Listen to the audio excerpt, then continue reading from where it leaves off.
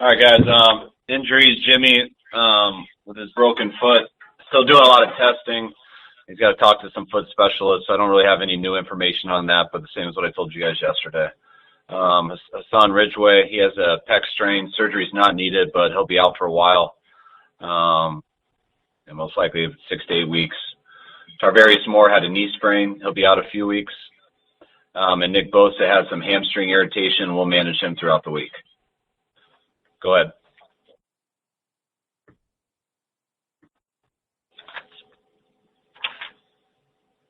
Kyle, did you have a chance to catch up with Jimmy and just kind of see how he's doing and kind of plot out his future, I guess? Yeah, we all checked on him last night, and then he was in here for the team meeting today. So he was in good spirits today, came to the team meeting, so got to see everybody, and we all got to talk to him a little bit here.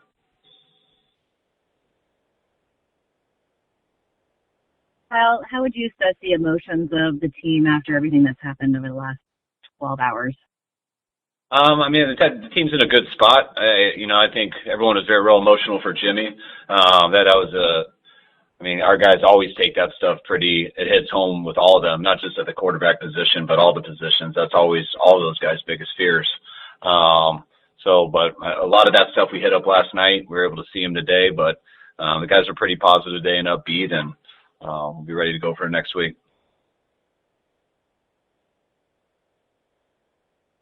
Now, you and multiple players yesterday mentioned the idea that Brock is gutsy, for lack of a better word. When did you kind of first notice his willingness to, kind of take chances and put himself out there when you were evaluating him? Really, in the reps that he got when he was here in OTAs, he got so few reps. Nate and Trey got the majority of them, and Brock would get about 2 to 4 a day, whatever that was at the time. And when he went in, he was just so aggressive in all his decisions. He didn't know a lot at first, but whatever he knew, he applied it and did it aggressively and never hesitated. And whenever you can see that clear, aggressive type of play in a quarterback early on, it was impressive. And the more he's learned, I still feel like it hasn't taken away from him.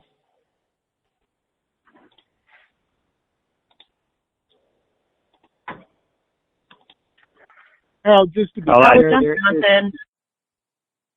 with Josh Johnson, what was it about him that made you think about bringing him in? Just having him here in 2020 for that last month of the year, we got to see a lot of him just as a player, which we like the player, but more importantly, we really like the guy. I mean, I think that's why he's been around for so long, and so many places continue to bring him back because he is a natural leader. Guys like playing with him. Guys like playing around him. He has a skill set that can go in and give you a chance to win. And the person we really believe in, and feel fortunate to get him back here. Do you guys have any interest in pursuing Baker Mayfield on the waiver wire? We look into everything, but that surprised me right now, and we got to discuss more this afternoon and stuff. But I've always been a fan of his, but feel real good about our players, and we'll look into everything. But I feel pretty good with where we're at right now.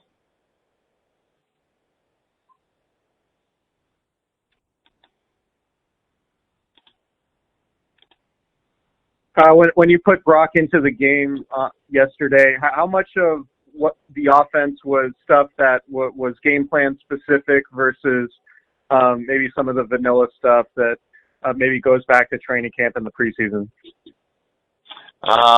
No, nothing changes when he goes in. It was the exact same stuff that, you don't go back to the vanilla stuff. You go to exactly our game plan, and he prepares for that all week. He did a good job being prepared for that. I tip my hat off to Clay and to Brian, Greasy, and Kubiak, just because they work with him throughout the week. You don't always get to see him do the reps, but that's why they stay after with them and go over all that stuff. And a credit to him to be ready to come in. But anything that had to adjust throughout the game, that was adjustments that we had to make on game day for schematic situations, not because of our quarterback.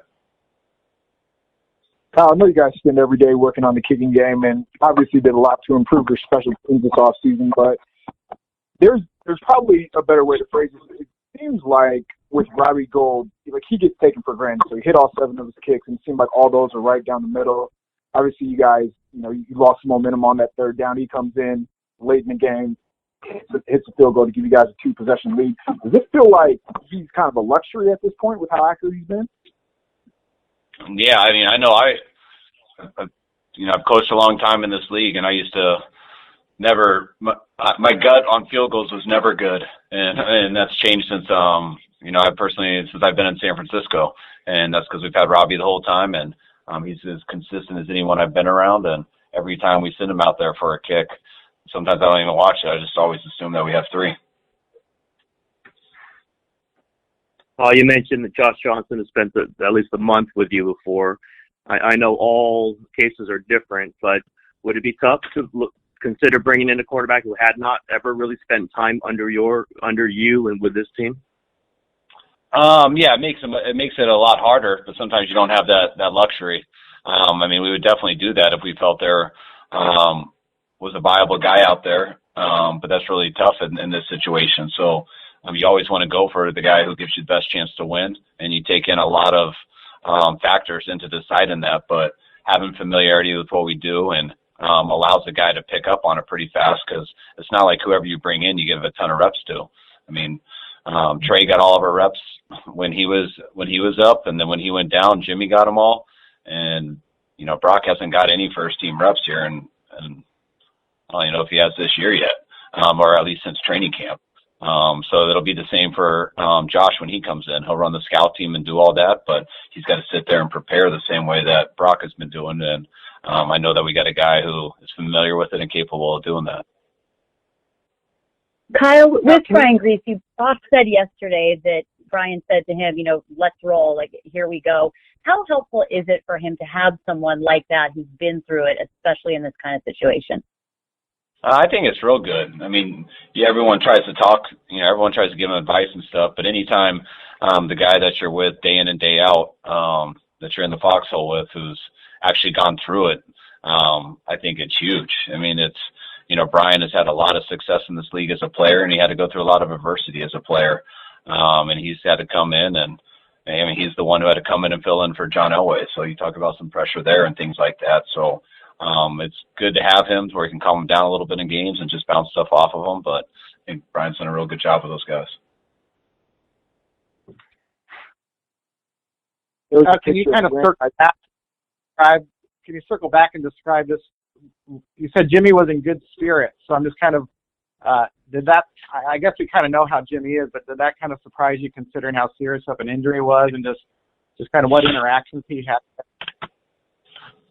No, I mean, I think when a guy gets hurt in the middle of the game, I'm sure he had a real rough night last night, and I'm sure he spent most of the night with his family. He's got his brothers and his parents here, who are people great family he was very close with, and I'm sure it was rough, but Jimmy came in today and was upbeat. It's not like he's positive about all that stuff, but it's a big deal. He's hurting, but it was good to see him today, just being positive and be able to give him a hug and stuff like that, and all the guys see him, because his journey starts coming back from this, which won't be a problem. He'll come back, no problem.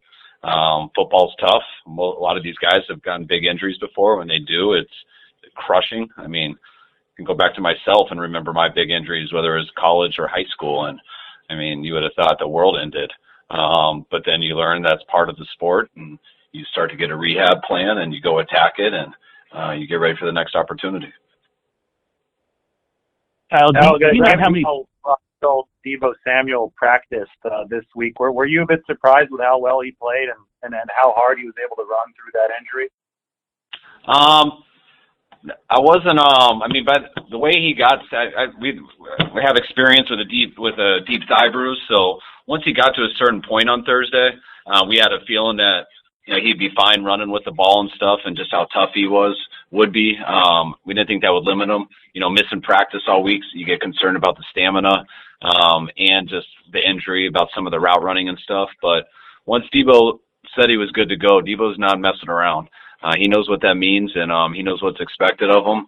And he wouldn't have said he was good to go if he wasn't. So he made some huge plays in that game. I thought there came in a time in the fourth quarter where he was moving the chains for us, or at least getting us into two of those big 3rd and 1s that were big points in the game. And Debo's special on how hard he is to take down. It almost takes a whole team to take him down, and I'm just really glad that he put the work in and stuff to get himself available, so we could have him yesterday because we did need him. We'll take a few more, guys. Al, have you been informed how many bones Jimmy broke? Have you been informed how many bones Jimmy broke in that foot, and has it been described to you as a Liz Frank injury? That's why they're still trying to work through it. I mean, they were talking about that a lot last night, but it seems like that they're starting to believe that it isn't. So that is good news, but it's not all for sure done yet. So some specialists got to finalize it. So we don't want to give you guys any false information, but they're discussing all those things. But we're feeling like it's starting to get better than that. So we'll see when we get the official information. How Brock Purdy describes himself as a perfectionist. Go ahead. That's right. Go ahead. Brock Purdy describes himself as a perfectionist. He was on the sidelines kind of talking about how he could do things better to people like George Kittle. At what point do you find that he's at a good point in that type of thing? I know being too much of a perfectionist can be detrimental. I think he's got the perfect demeanor in that. I mean, he's hard on himself, and it's not phony. He believes that he can make any play, and he believes he should make the right play. And so if he doesn't make it the right way, he is disappointed in himself because he believes he's capable of doing that. And so do we. So I love someone like that because they're not going to take the easy way out. They're always going to put the pressure on themselves, and that's what gives him an opportunity to reach his max potential. And I think he's done that his whole life, and that's what's got him to this moment. And that's what's going to keep him going the right direction going forward. Take one more, guys. How a team has never won a Super Bowl with its 3rd-string quarterback. Obviously, you don't want to have your first two quarterbacks get injured. Is there an element of, I don't know, not excitement, but I don't know. This is a unique challenge. Is there something to it as a head coach and an offensive play caller that's, I don't know, I'll say exciting? I want to say exciting. I mean, our goal is that every year, and I just think we got a really good team who's worked our butts off to get in this position where we're at now, and we got a lot more football left. And I know it's a real big loss, starting with Trey, but then the huge loss losing Jimmy last night, and that is a big deal. But I do also know I do also believe our team's built for this, and we're going to go out there and play football the best we can every week. That's what we've done so far, and that's what we're going to continue to do moving forward. And when I look at Brock in that position, and I think anyone who's seen Brock in this building looks at Brock in that position, no one thinks any differently than we have all along. All right, thank you, guys. Because your team's built that way, you know, a lot of people are wondering whether it might entice a retired quarterback to unretire and join you guys. Has any veteran retired quarterback reached out to you, or have you looked into that? No, we haven't. I'm still waiting on Joe to call. Keep checking. He's going to be a fan. All right, thanks. Steve. I'm definitely ready for Steve. I think he could still run it. So let's do it.